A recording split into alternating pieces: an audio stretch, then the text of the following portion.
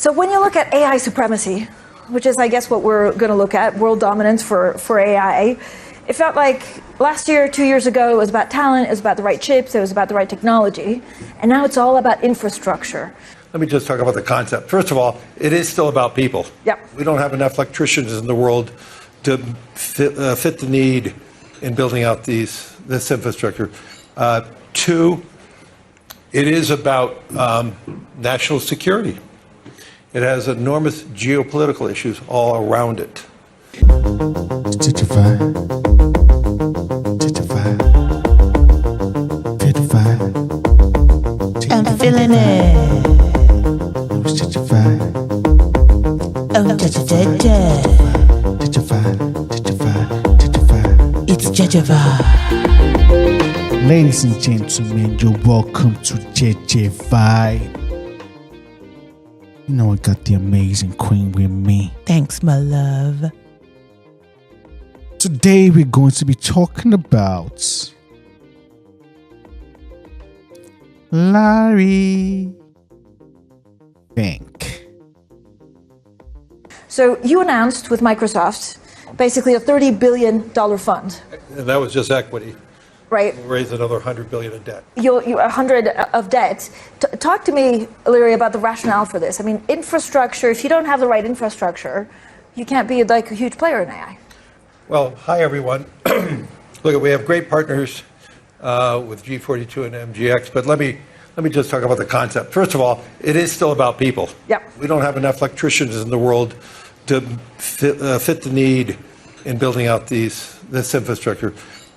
Two, it is about national security. It has enormous geopolitical issues all around it. And we could talk about what the Biden administration announced last week related to the approvals that will be needed to have advanced technologies in different countries. So it has many geopolitical issues. But as fantastic our hyperscalers are, and the U.S. right now has the greatest technology platform in the world. We have 5 or 6 major companies that are in the cutting edge of technology. But as big as they are, as large as they are, some of them over $3 trillion of market cap, some of them have $70 billion of free cash flow. They don't have enough money to build this all out. And, I write about the whole evolution of the capital markets.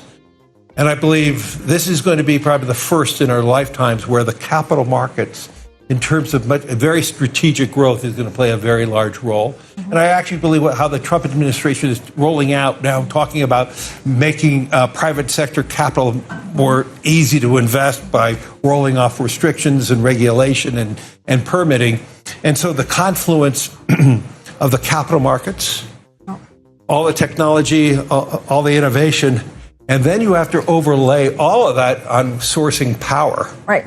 Because all of this is going to require this intersection of power, capital, and technology, all with the idea that it's going to be ultimately a big leveling for the world, elevating more people in the world, providing more access to information and technology. In the short run, it is going to be about bringing all those 3 segments together, and it's going to require an enormous amount of financing, and we are very excited about it. I know BlackRock could not do it alone, as large as we are. I don't believe MGX and G42, I'll let Pang talk about that, could do it alone. Also, Microsoft and NVIDIA could not do it alone. So it's a combination of bringing it all together. And we were excited to read in the papers about what Masa and Sam and Larry Ellison's doing on a similar project. Yeah. Peg, can you talk to us about size and scope? So I guess the way he's talking about is still Investing in AI. AI. Let me summarize it. I don't want to keep talking about it. Building several data centers, turning the whole of America into data center, and continuously generate so much energy, the energy that is barely enough for us Americans that we pay a lot in electricity bills these days. Crazy. And the several data centers that they're creating is not going to create jobs. Crazy. And then they need so much electricity to cool these servers. Crazy. Still AI. Hey, they're trying to say, oh, we're creating more information. We already have the information on the internet. You're just recirculating it.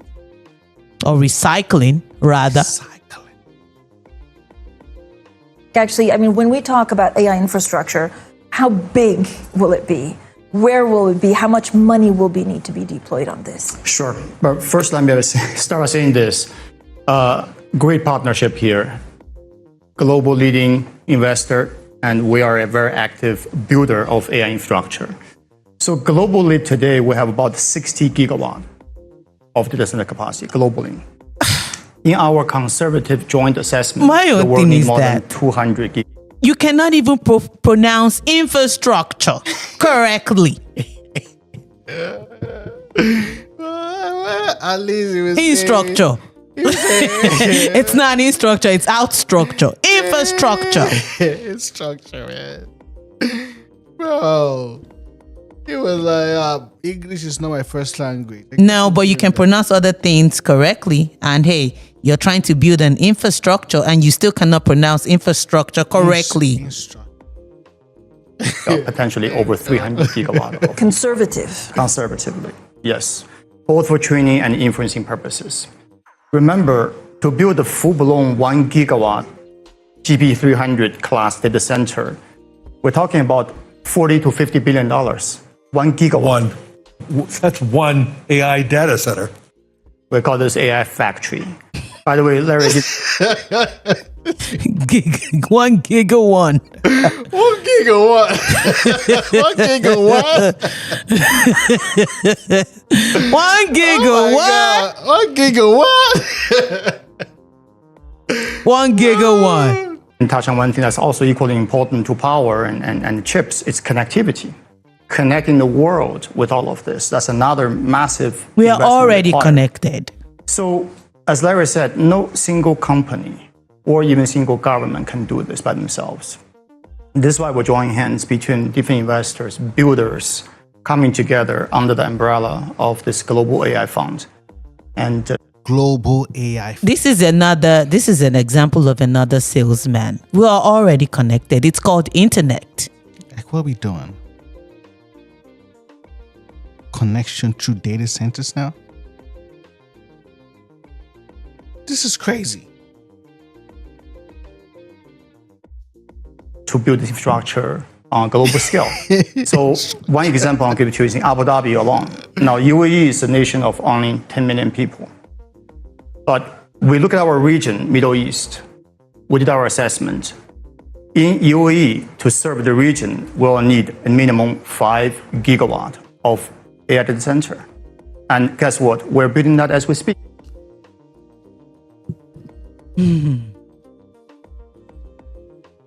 Like, if you hear these data centers, you tend to like think maybe it's going to be like a generating center for electricity power. No, it's not. It's just a factory that has stacks on stacks on stacks of servers.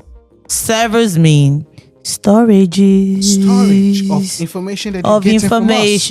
like how your computer stores information. Hey, shh, let me keep quiet now. Information that they're getting from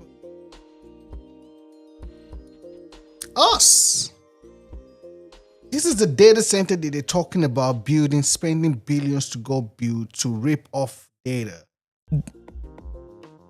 to train AI. The same AI, The same text AI. the same text AI that has no Generative AI. that has no return of investment. No return of investment. Like, what are we doing?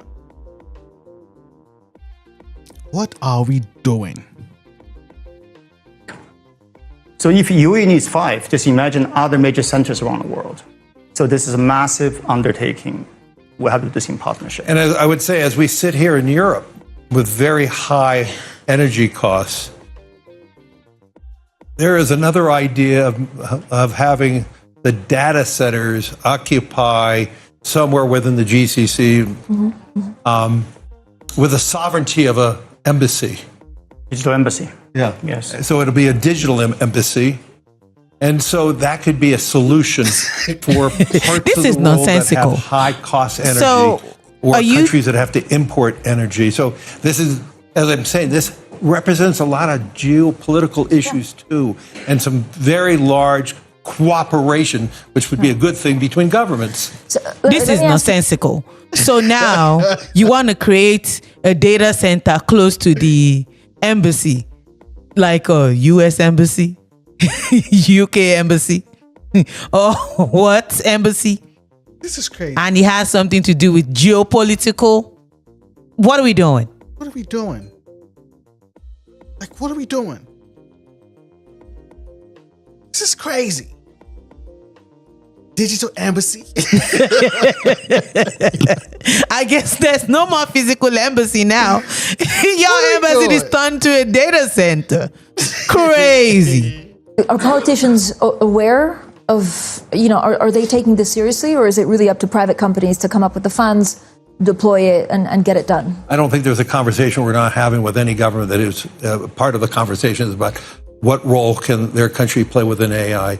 Some of them have power and energy, and some of them don't. Some of them need water, some of them do. So it really depends on each and every country, but it is a conversation we're having in Asia, throughout Asia, throughout Europe, and North America.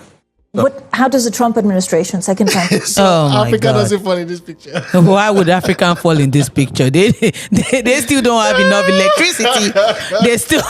They still don't have enough water. They're still drilling wells. Oh my God. Oh my God. That is fake. The sea finish. Crazy. Giving Africa sea finish, right? All right. Change all of this. It feels like, they're putting crypto, they're putting AI really at the forefront of their administration. I hope so. I mean, I think under Trump, the majority of the training workload for frontier models will remain on U.S. soil. absolutely. And it should. It's very cutting edge, advanced capabilities U.S. should protect. But having a great model but not deploying it is no good. That's why we need partners from Abu Dhabi to Hong Kong to deploy inferencing infrastructure to serve those models to the Infrastructure. global population. So Infrastructure. this is why the partnership is just so beautifully constructed. And Larry is very focused on investing primarily in the US today to help the hyperscalers to build their next tier of frontier model. And we're much more focused on the global deployment of inferencing fleet of GPUs and infrastructure. But Frank, from a Infrastructure. builder operator Yeah. So, At the end of the day, the infrastructure is still the data center he's still talking about. And also, using GPUs now as part of their servers that they're going to stack up and put into the I don't want to say infrastructure. Now, the data center. this is crazy. So, you heard it from Larry Fink. Next venture right now is AI. Is he saying it because Trump said it and this is what they're doing? I guess. I guess. So They heard about Stargates and they're like, okay, let's jump into this AI instruction. Infrastructure. let's remove the fra. So it's infrastructure right now. Everybody. Instructure. AI instruction. Hey, you never know. Shit. They've been saying AI this, AI that, AI this these days. Maybe they want to change the term of infrastructure to instructure now. Instruction. Crazy. Digital embassy. What you guys feel? I think it's back again. Telling us where the future is moving. AI digital centers. AI digital embassy. Building instructors. Drop a comment. Let us know what you guys feel about this video. If you're new to the channel, don't forget to hit the like, subscribe. Where else would you rather be? See you in the next one. Bye bye now. JEJE VIBE. You know, it's JEJE Oh, JEJE. VIBE. JEJE VIBE. It's JEJE Vibe. Energize. JEJE Vibe. Feel the vibe. I'm feeling it. Like the vibe. I love it. See you on the next one.